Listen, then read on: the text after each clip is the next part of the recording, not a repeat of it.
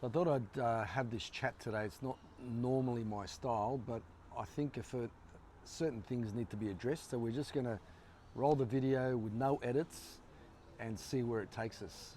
Now, I want to firstly discuss the council meeting last Wednesday.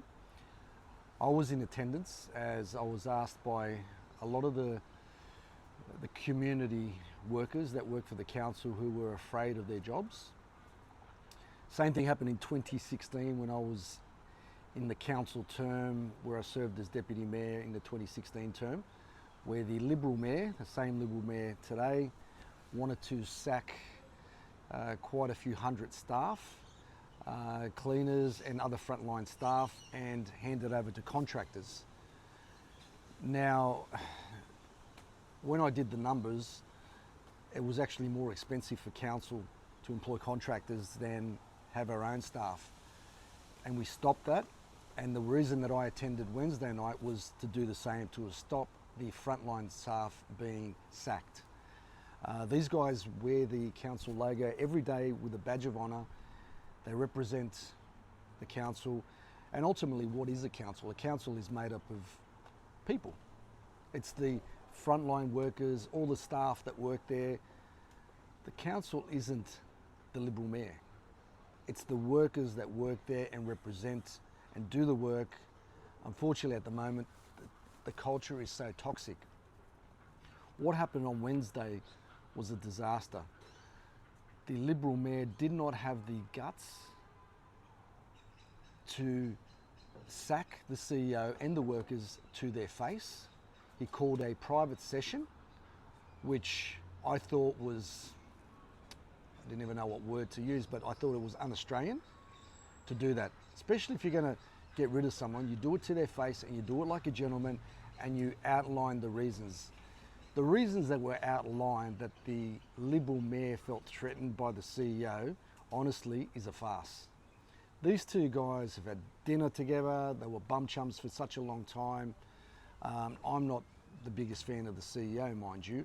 However, I will stand up for something that's right and something that's wrong, and I will call it out. What he did, the Liberal mayor, was completely wrong.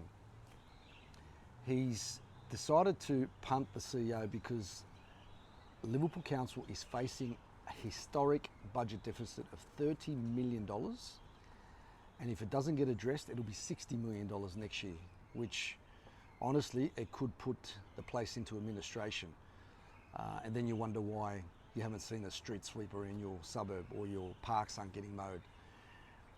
He hid behind the veil that the CEO told him to go get fucked. I'm going to say it.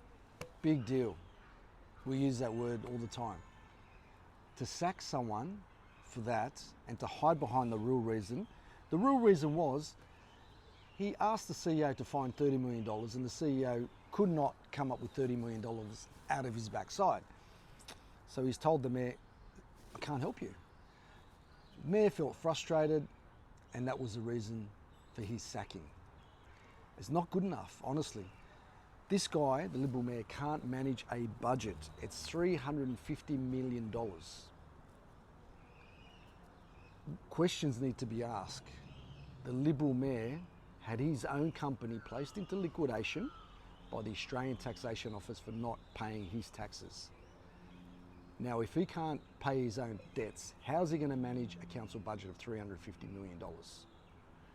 Now, so I don't forget, these are the CEOs that he has gone through under his watch. Farouk Portelli, Rob Noble, Carl Wolf, who did some time in jail for corruption, who the Liberal mayor employed and defended. Mind you, he actually didn't want Carl Wolf to go. He defended him. Michael Cullen, a real gentleman. Kirsten Fishburne, who now is high up in the Department of Planning.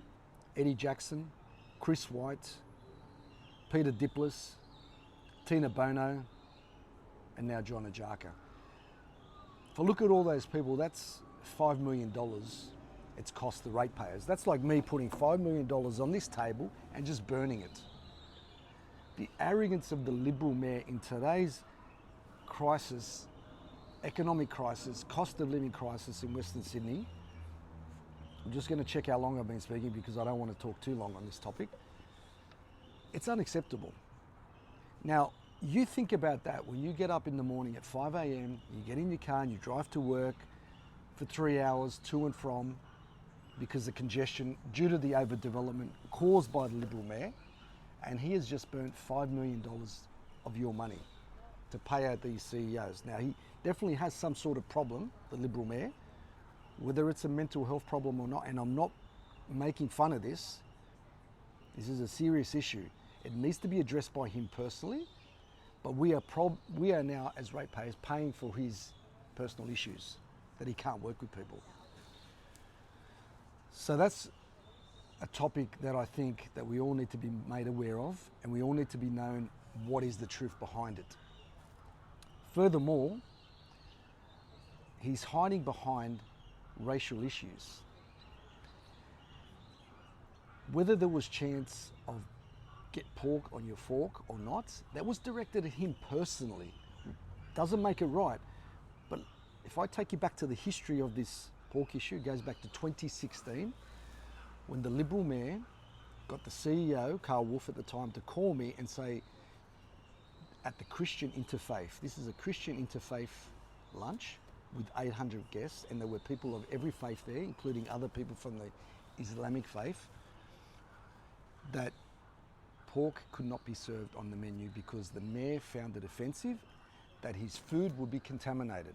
I was appalled when I heard that, and I said to the CEO at the time, so the mayor does not have the guts to call me, but I will raise this with the community leaders, and they won't be happy, and they weren't happy. They were up in arms. Who is this individual to tell us what we can and cannot eat? Everyone was catered for. There was beef, there was chicken, there was everything on the dish, including pork. The history of pork comes back to the times of the Ottoman Empire, when the Balkans was occupied by the Ottomans for 500 years, where they would come to your village and take your cattle, but they would leave your pigs. So that's their staple, that's all they could eat. So it was a celebration of some sort for the Orthodox and Christian community, and they felt offended by the mayor that he could do this in today's times. So that chanting was not directed at anyone except him. Doesn't make it right. However, here I am in Bankstown, beautiful place, where the majority of the residents are from the Islamic faith. I have a business here, I've been here for 25 years.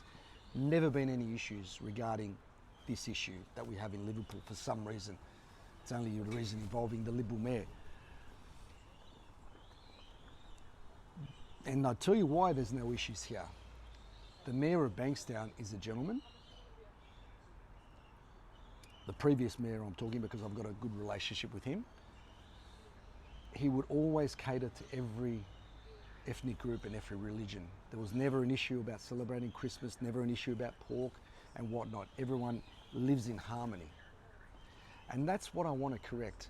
He's hiding behind racial issues, in particular sacking the CEO, but I'm so glad that the minister now has come out and said we are doing an investigation.